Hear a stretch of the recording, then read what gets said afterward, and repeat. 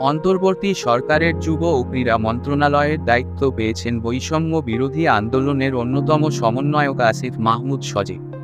৯ August শুক্রবার মন্ত্রিপরিষদ বিভাগের এক প্রজ্ঞাপনে এ তথ্য জানানো হয়। দায়িত্ব পাওয়ার পর আসিফ মাহমুদকে অভিনন্দন জানিয়েছে ক্রীড়াঙ্গনের অনেকেই। সেই তালিকায় আছেন জাতীয় দলের ক্রিকেটার মোহাম্মদ সাইফুদ্দিনও। সামাজিক যোগাযোগ মাধ্যম ফেসবুকে তিনি লিখেছেন, অভিনন্দন আসিফ মাহমুদ ভাই।